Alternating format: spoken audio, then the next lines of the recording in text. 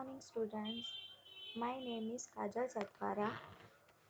आज हम mobile computing and application development subject पे पढ़ने वाले हैं, जिसमें हम mobile communications, wireless technologies and Android applications कैसे डेवलप होती है वो पढ़ने वाले हैं।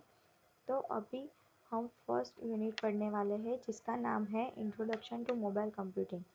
तो मोबाइल कंप्यूटिंग का इंट्रोडक्शन हम लेने वाले हैं फर्स्ट यूनिट में। उसमें हम different generations of wireless technology का यूज़ करेंगे। तो फर्स्ट टॉपिक जो हम पढ़ने वाले हैं, concept of mobile communication, generations of wireless technology, cell, cluster and frequency reuse concept, noise and its effects on mobile, understanding of GSM and CDMA, architecture of GSM and services, different modes used for mobile communication, three-tier architecture of mobile computing, design considerations of mobile computing, characteristics and applications of mobile communication, security concern related mobile computing, middleware and gateway required for mobile computing, making an existing application mobile enable. Means कि अभी जो हम mobile के अंदर applications use कर रहे हैं वो कैसे बनी है और कैसे बनाते हैं वो सीखना है। नेक्स्ट है mobile IP, basic mobile computing protocols क्या यूज़ होते हैं वो सीखेंगे। और लास्ट टॉपिक है हमारा मोबाइल कम्युनिकेशन वाया सैटेलाइट। इसके अंदर हम लो orbit satellite, medium orbit satellite, जियो स्टेशनरी सैटेलाइट का यूज़ कैसे होता है वो सीखने वाले हैं। फर्स्ट टॉपिक है कंसेप्ट ऑफ मोबाइल कम्युनिकेशन। तो फर्स्ट ऑफ ऑल हमें ये देखेंगे कि मोबाइल कम्युनिकेशन क्या होता है। तो mobile communication is the use of technology that allows us to communicate with others in different locations without the use of any physical connection like wires or cables। तो mobile communication के अंदर हम एक भी फिज़िकल कनेक्शन यूज़ नहीं करते हैं और एक दूसरे के साथ बात कर सकते हैं, वीडियो कॉल कर सकते हैं, वॉइस कॉल कर सकते हैं। ये सब अभी यूज़ हो रहा है, लेकिन आगे की जनरेशन में कैसे यूज़ होता था वो हम नेक्स्ट में देखेंगे। ठीक है। Mobile communication makes our life easier and save time and efforts. Mobile communication के आने के बाद हमारी लाइफ इजी हो गई है, क्योंकि हम इसका यूज़ करने के बाद इजीली हमारा कम्युनिकेशन बढ़ गया है। कोई डाउट सॉल्विंग होता है, कोई स्टूडेंट को कोई डाउट होता है तो वह एट अ टाइम अपने फैकल्टी से बात कर सकता है, या फिर हमें कोई इम्पोर्टेंट डेटा सेंड करना है हम अपने रिलेटिव्स को, तो वो हम इजीली 2 या 5 मिनट के अंदर कर सकते हैं। इसके हिसाब से हम टाइम सेविंग भी कर सकते हैं ना। तो वो दिखाया गया है। मोबाइल कम्युनिकेशन का यूज़ इसीलिए हो रहा है क्योंकि हमारी लाइफ ईजी हो गई है अभी। अ mobile phone is an example of mobile communication, meaning कि मोबाइल फ़ोन एक परफेक्ट एग्जाम्पल है मोबाइल कम्युनिकेशन का। बिकॉज ऑफ उसके अंदर हम मोबाइल फ़ोन के थ्रू हमारे रिलेटिव्स या फिर किसी और यूज़र के साथ इजीली कनेक्टेड होके हमारा डेटा उसको सेंड कर सकते हैं। अदरवाइज़ हमें कोई डेटा चाहिए होता है तो वो हम इजीली रिसीव कर सकते हैं। वो पूरे का पूरा मोबाइल सेल्युलर नेटवर्क पे वर्क करता है और उसके अंदर हेडफोन्स यूज़ होते हैं।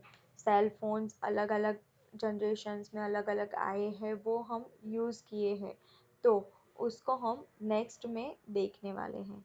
It is an electric device used for full duplex two way radio telecommunication over a cellular network.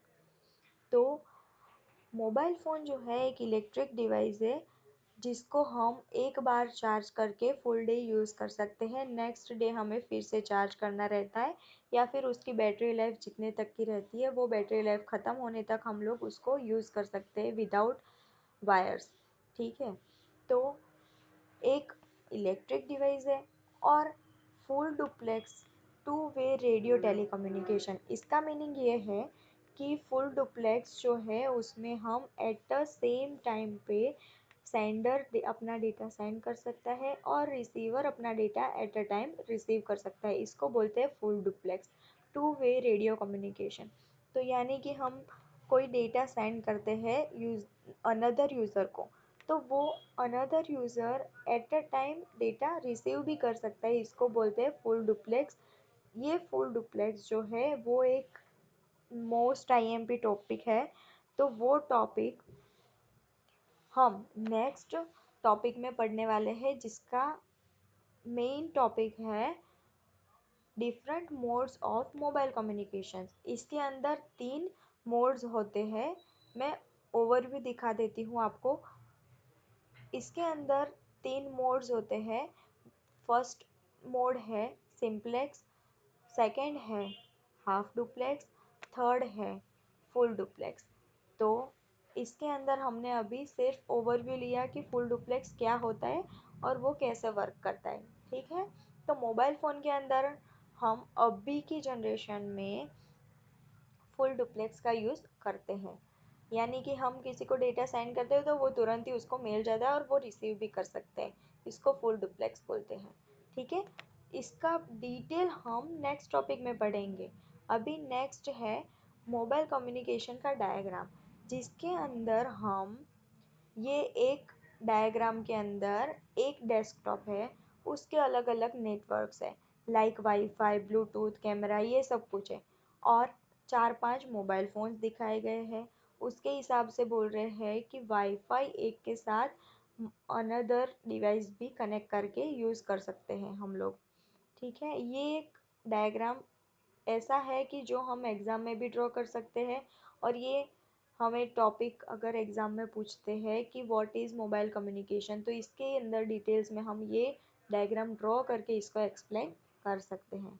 अभी हम नेक्स्ट टॉपिक पढ़ने वाले हैं different generations of wireless technology. तो फर्स्ट ऑफ ऑल हमें ये होगा कि व्हाट इज़ वायरलेस टेक्नोलॉजी। हमें तो यही नहीं पता है कि वायरलेस टेक्नोलॉजी क्या है। अगर किसी किसी बच्चे को पता है तो वो ठीक है, लेकिन अभी की जनरेशन में वायरलेस टेक्नोलॉजी यूज़ होती है तो मोस्ट प्रोबेबली सबको पता होता है कि वायरलेस टेक्नोलॉजी क्या है। बट उसकी डेफिनेशन बताने को बोलेंगे तो उनको नहीं पता होगी। तो ठीक है, हम अभी देखते हैं व्हाट इज़ वायरलेस टेक्नोलॉजी। तो वायरलेस टेक्नोलॉजी की डेफिनेशन ये है कि wireless technology provides the ability to communicate between two or more entities over distances without the use of wires or cables of any sort। तो wireless technology में हम एक दूसरे के साथ विदाउट वायर्स कनेक्शन के थ्रू कम्युनिकेट कर सकते हैं। एक यूज़र दूसरे यूज़र के साथ फिजिकल कनेक्टेड नहीं हो, मीन्स कि वायर्स के थ्रू कनेक्टेड नहीं होगा, फिर भी हम उनके साथ बात कर सकते हैं।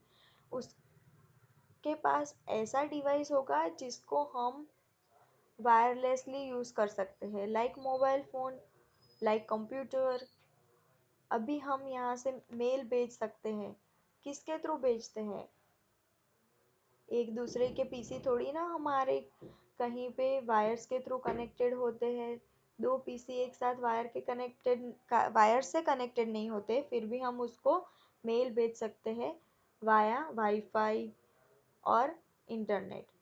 ठीक है, अगर हमें अपने किसी फ्रेंड और रिलेटिव्स से बात करनी होती है अनदर कंट्री में या फिर अनदर स्टेट में, तो हम इजीली यूज़ कर सकते हैं वीडियो कॉल के थ्रू, वॉइस कॉल के थ्रू। इसको बोलते हैं वायरलेस टेक्नोलॉजी। इसका बेस्ट एग्जांपल जो है वो हमने अभी आगे बताया, वही है मोबाइल फ़ोन्स। ठीक है, इसके अंदर हम radio frequencies as well as infrared waves का यूज़ होता है। ठीक है, ये टॉपिक डिटेल्स में हमें आगे पढ़ने हैं, इसीलिए मैं अभी आपको सिंपली डिस्क्राइब कर रही हूँ। तो जनरेशन्स ऑफ वायरलेस कम्युनिकेशंस के अंदर 5 जनरेशन्स अभी तक डेवलप्ड हुई है, ठीक है। तो वो है 1G, 2G, 3G, 4G and 5G generations. जो हम अभी यूज़ करते हैं वो 4G जनरेशन है, ठीक है। फिफ्थ जनरेशन अभी डेवलप्ड हो गई है लेकिन यूज़फुल में नहीं आई है। तो अभी हम फर्स्ट से स्टार्ट करते हैं कि 1G टेक्नोलॉजी में हम कैसे यूज़ करते थे। This is the first generation of wireless telephone technology, mobile telephone communications, which was launched in Japan in 1979। Means ये जापान में डेवलप्ड हुई थी और लॉन्च हुई थी। यूज़फुल भी हम ये जापान के लोग ही करते थे। और यहाँ पे 1G टेक्नोलॉजी इंडिया में लॉन्च हुई नहीं थी। अगर हुई थी तो वो बहुत ज़्यादा अमीर लोग थे, वो यूज़फुल करते थे अपने एक्सपेंस के थ्रू, ठीक है। वो हमारे जैसे सिंपल लोग यूज़ नहीं करते थे। तो 1G जनरेशन बहुत कॉस्टली थी। उसके अंदर 2.4 kbps की स्पीड आती थी 1G टेक्नोलॉजी में। और उसके अंदर एनालॉग सिग्नल्स के यूज़ होते थे। आपने सुना होगा कहीं पे एनालॉग डिजिटल ये सब सिग्नल्स है। तो एनालॉग सिग्नल्स, डिजिटल सिग्नल्स, ये पूरे अलग टॉपिक्स है। तो अभी सिंपली हमें ये देखना है कि 1G जनरेशन में एनालॉग सिग्नल्स का यूज़ होता था। उसके अंदर it allows the voice call in one country, means कि हम ये एक कंट्री के अंदर ही यूज़ कर सकते थे। यानी कि हमने इंडिया में अगर लॉन्च हुआ होता तो हम इंडिया के अंदर ही किसी के साथ वॉइस कॉल पे बात कर सकते थे, ठीक है। फिर है AMPS were launch by the US, advance mobile phone system. ये US में लॉन्च हुआ था और वहाँ पे यूज़ होता था। फिर एक है FDMA। FDMA का फुल फॉर्म है frequency division multiple access technique. तो फ्रीक्वेंसी डिवीज़न मल्टीपल एक्सेस एक पूरा टॉपिक है, वो हम नेक्स्ट में पढ़ेंगे। तो अभी हम इतना जानते हैं कि फर्स्ट जनरेशन में FDMA टेक्निक आई थी। अभी नेक्स्ट में है उसके फर्स्ट जनरेशन के जो डिसएडवांटेजेस है वो क्या थे। पुअर क्वालिटी ऑफ वॉइस, यानी कि उसमें वॉइस क्वालिटी इतनी क्लियर नहीं थी, इतनी जो अच्छी होनी चाहिए थी वो नहीं थी। उसमें बैटरी लाइफ भी बहुत पुअर थी, मीन्स कि बैटरी लाइफ बहुत लॉन्ग टाइम तक नहीं चलती थी। अगर हम एक बार चार्ज करते तो वो 2-3 घंटे के लिए यूज़ कर सकते या फिर 4 घंटे के लिए ऐसे यूज़ कर सकते थे, फिर हमें फिर से चार्ज करना पड़ता। इसलिए उसमें बैटरी लाइफ भी पुअर थी। Size of phone was very large, phone की साइज़ जो थी बहुत बहुत बड़ी थी, ठीक है। और उसमें सिक्योरिटी कोई भी नहीं थी। फिर थी कैपेसिटी वॉज लिमिटेड, यानी कि जो मोबाइल फ़ोन्स होते थे उसकी कैपेसिटी लिमिटेड थी। पुअर हैंड ऑफ रिलायबिलिटी, उसमें रिलायबिलिटी पुअर थी। मीन्स कि हैंड ऑफ का एक मीनिंग है जो टॉपिक आगे पढ़ने में आएगा हमें। लेकिन मैं अभी आपको ऐसे बताती हूँ कि जैसे आपको थोड़ा बहुत समझ आ जाएगा। अगर नहीं आ रहा है तो नेक्स्ट वीडियो में हम देख लेंगे, समझ भी लेंगे, ठीक है। तो हैंड ऑफ का मीनिंग ये है कि अगर एक स्टेशन से बीजे स्टेशन दूसरे स्टेशन, यानी कि हम गांधीनगर से अहमदाबाद में आते हैं तो गांधीनगर से अहमदाबाद में जाने के लिए हमें बीच बीच में जो जो स्टॉप्स आते हैं वहाँ से हम, ऐसा तो है नहीं कि गांधीनगर में एक ही बेस स्टेशन है मोबाइल का और अहमदाबाद में भी एक ही है। तो वहाँ पे अगर लाइक सपोज़ कि यहाँ पे एक स्टॉप है कि कुडासण, G2, G3, ये सब है गांधीनगर में और हम यहाँ से अहमदाबाद में आ रहे हैं। तो वहाँ से हम लोगों का सिग्नल बात करते करते आते हैं हम फ़ोन पे और सिग्नल कट होके दूसरे बेस स्टेशन में कनेक्ट हो जाता है और वो हमें पता नहीं होता है। इसको बोलते हैं हैंड ऑफ टेक्नोलॉजी, ठीक है। तो वो पुअर था। अभी नेक्स्ट में है सेकेंड जनरेशन ऑफ कम्युनिकेशन। तो second generation of mobile telecommunication was launched in Finland in 1991। वो सेकेंड जनरेशन अब कहाँ डेवलप्ड हुई थी और लॉन्च हुई थी? फिनलैंड में 1991 में। ठीक है। It was based on GSM standard. ये जीएसएम के आर्किटेक्चर पे वर्क कर रहा था। It enables data transmission like text messaging, like SMS, जिसको हम एसएमएस बोलते हैं, उसका फुल फॉर्म है शॉर्ट मैसेज सर्विस। फिर है एमएमएस, मल्टीमीडिया मैसेजिंग सर्विस, और उसके अंदर ट्रांसफ़र और फ़ोटोज़ और पिक्चर्स। उसके अंदर हम फ़ोटोज़ और पिक्चर्स भी ट्रांसफ़र कर सकते थे, बट उस टाइम पे सेकेंड जनरेशन में हम वीडियो कॉल नहीं कर सकते थे किसी से। ये एक डिसएडवांटेज उसका। The later version of this generation which were called 2.5G using GPRS। तो सेकेंड जनरेशन के बाद ये 2.5 जनरेशन आई थी नेक्स्ट में, और उसके बाद 2.75 जनरेशन आई थी। 2.5 जनरेशन के अंदर general packet radio services use होती थी, और 2.75 जनरेशन के अंदर enhanced data rates for GSM evolution use होता था नेटवर्क्स में। ठीक है। और it provides better quality of mobile communications and capacity of mobile communications. इसके अंदर फर्स्ट जनरेशन के बेस के थ्रू थोड़ी क्वालिटी अच्छी थी, और उसकी कैपेसिटी भी थोड़ी अच्छी आई थी। तो सेकेंड जनरेशन के डिसएडवांटेजेस ये है कि उसको हैंडल करना कॉम्प्लेक्स था। लाइक उसमें वीडियो कॉल हम नहीं कर सकते थे, वो एक कॉम्प्लिकेटेड था। ठीक है। और स्ट्रॉन्ग सिग्नल्स की रिक्वायरमेंट होती थी उसमें, तो वो एक उसका डिसएडवांटेज है। Third generation of mobile communication, उसका मीनिंग ये है कि third generation was introduced in early 2000 centuries। तो जो 2000 की साल थी उसमें हमें थर्ड जनरेशन डेवलप होके यूज्ड में आई थी। उसके अंदर transmission of data was increased up to 2 Mbps which allows you to sending or receiving large email messaging। उसके अंदर 2 Mbps की स्पीड हमें मिली थी, और उस थर्ड जनरेशन के अंदर हम डेटा ईमेल के थ्रू, बहुत बड़े बड़े डेटा जो आते थे वो हमें यूज़ करने हैं, तो हमें कोई हमारा फ्रेंड या फिर कलीग हमें डेटा सेंड करता है, या फिर सेंडर हमें सेंड करता है, तो वो हम इजीली रिसीव कर सकते थे। उसमें 2 Mbps की स्पीड थी, इसीलिए थर्ड जनरेशन में। उसमें data are send through technology called packet switching, उसमें पैकेट स्विचिंग का यूज़ हुआ था थर्ड जनरेशन में। और नेक्स्ट है फास्टर कम्युनिकेशन, उसमें कम्युनिकेशन फास्टली होता था। हाई स्पीड वेब और मोर सिक्योरिटी, उसमें सेकेंड जनरेशन के हिसाब से सिक्योरिटी थोड़ी ज़्यादा मिली थी, और उसमें स्पीड भी थोड़ी हाई हुई थी। Good clarity of video conference, तो वीडियो कॉन्फ्रेंस में हम उसमें थोड़ी सी गुड क्वालिटी मिली थी। लाइक सेकेंड जनरेशन में हमें तो वीडियो का कोई एडवांटेज मिला नहीं था, और थर्ड जनरेशन में ये एडवांटेज मिल गया था। उसके डिसएडवांटेजेस में ये है कि थर्ड जनरेशन में थोड़ा कॉस्टली रहता था, जो डेटा हम परचेज करते थे वो थोड़ा कॉस्टली था।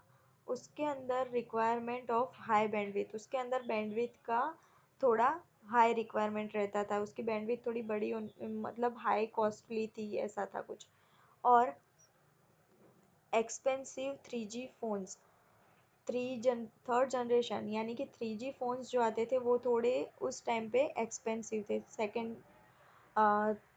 2000 सेंचुरी में जो डेवलप हुआ था वो फ़ोन्स थोड़े से कॉस्टली और एक्सपेंसिव थे।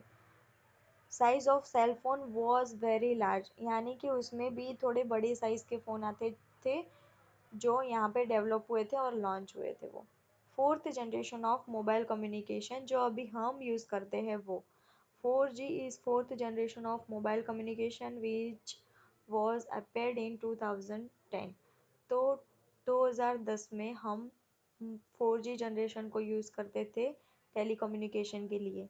उसके अंदर offer a range of mobile communication services like video calling, real time language translation and video voice mail भी भेज सकते हैं हम, वीडियो कॉलिंग भी कर सकते हैं। अभी हम फोर्थ जनरेशन में ये सब यूज़ होता है, ठीक है। और नेक्स्ट है, it was capable of providing 100 Mbps to 1 Gbps speed. Fourth generation में स्पीड बढ़ के हम 100 Mbps से 2 Gbps तक स्पीड यूज़ कर सकते हैं। अभी हमें दे दी गई है कि इतनी स्पीड में आप डेटा को ले सकते हैं, ठीक है। इस इतना डेटा, इतनी स्पीड हमें प्रोवाइड की गई है। High quality of service and high security. Third generation के हिसाब से इसकी क्वालिटी ऑफ सर्विस जो है वो थोड़ी सी अच्छी हो गई है और इसमें सिक्योरिटी भी थोड़ी हाई हो गई है। इसके अंदर हम लो कॉस्ट में सेल फोन्स खरीद सकते हैं और उसको यूज़ कर सकते हैं, ठीक है। फास्टर एंड रिलायबल, इसमें डेटा इजीली फास्ट और स्पीड में जा सकता है। यानी कि अभी हम किसी से बात करना चाहते हैं वीडियो कॉल पे, तो अभी तुरंत ही हम व्हाट्सअप या फिर किसी और से, यानी कि इस किसी और एप्लीकेशन से वीडियो कॉल कर सकते हैं और बातचीत कर सकते हैं, कम्युनिकेट कर सकते हैं एक दूसरे के साथ। उसके डिसएडवांटेजेस ये है कि यूजेस मोर बैटरी, मीन्स इसमें बैटरी लाइफ है अच्छी, लेकिन ये बहुत ज़्यादा यूज़ हो रही है। नीड कॉम्प्लिकेटेड हार्डवेयर, अगर हमें कुछ अच्छा चाहिए तो उसके हिसाब से हमें कुछ तो घुमाना पड़ेगा ना, तो इसके हिसाब से हार्डवेयर जो है वो थोड़े कॉम्प्लिकेटेड हो गए हैं। और एक्सपेंसिव इक्विपमेंट आर रिक्वायर्ड, जो इसके 4G जनरेशन में इक्विपमेंट यूज़ हुए हैं वो थोड़े से एक्सपेंसिव है, यानी कि कॉस्टली है। अभी फिफ्थ जनरेशन की बात करें तो it is referred to fifth generation wireless connection which will be probably implemented by 2020 or even some years earlier। तो फिफ्थ जनरेशन 2020 में डेवलप्ड हो गई है, इम्प्लीमेंट हो गई है, लेकिन अभी हम यूज़ नहीं करते हैं। Fifth generation will be able to perform internet of things, IoT का यूज़ करके स्मार्टफोन, स्मार्ट सिटी, अभी जो हमारा चल रहा है कि स्मार्ट सिटी का कर रहे हैं सब लोग, स्मार्ट सिटी कैसे बनाते हैं, स्मार्ट होम कैसे बनाते हैं, वो सब का डेवलपमेंट कर रहे हैं, ठीक है। वो फिफ्थ जनरेशन में यूज़ होता है। This generation will be based on lower cost, low battery consumptions and lower latency than 4G equipment। Fifth generation में फोर्थ जनरेशन के हिसाब से सब कुछ थोड़ा लोअर में चल रहा है, बिकॉज ऑफ जो एक्सपेंसिव थे वो थोड़े कॉस्ट कम हो गए, तो वो एक्सपेंसिव हमें अब खरीदने नहीं पड़ेंगे इतने, ठीक है। तो उसके हिसाब से हमें थोड़ा सा आगे हाई सिक्योरिटी भी प्रोवाइड होगी और हाई स्पीड भी प्रोवाइड होगी, ठीक है। There will be much faster transmission rate of data to the previous version. इसमें मैंने जब अभी जैसे बताया कि faster transmission rate of data, data rate जो है वो फास्टली ट्रांसमिट हो जाएगा, ठीक है। thus the speed of 5G will be 1 Gbps। Fifth generation के अंदर 1 Gbps की स्पीड हम यूज़ कर सकेंगे। तो नेक्स्ट जो है एप्लीकेशंस ऑफ वायरलेस कम्युनिकेशन, तो वायरलेस कम्युनिकेशन के एप्लीकेशंस कौन कौन से हैं, तो वायरलेस कीबोर्ड है, वायरलेस माउस, वायरलेस माइक, ये सब कुछ अभी डेवलप हो चुका है और यूज़फुल भी है। एक तो बेस्ट एग्जांपल है जो टेलीविज़न रिमोट कंट्रोल है, हमारे घर में टीवी तो होगा ही सबके घर में, तो वो टीवी का जो रिमोट आता है वो थोड़ी ना टीवी से कनेक्टेड होता है, तो वो वायरलेस है। नेक्स्ट है वाईफाई, वायरलेस फिडिलिटी, उसको उसके अंदर हम इंटरनेट यूज़ कर सकते हैं, बहुत सारे यूज़र। सेल्यूलर फोन्स, यानी कि मोबाइल फ़ोन्स जो अभी हम यूज़ करते हैं। सैटेलाइट सिस्टम, फिर ब्लूटूथ, ब्लूटूथ का भी आप यूज़ करते हो। फिर अभी जो फिफ्थ जनरेशन में अभी डेवलप्ड हो रहा है, अंडर डेवलपमेंट में है, वो लाईफाई है, लाइट फिडिलिटी। इसका भी एक मीनिंग है, पूरा डिस्क्रिप्शन हम बाद में देखेंगे।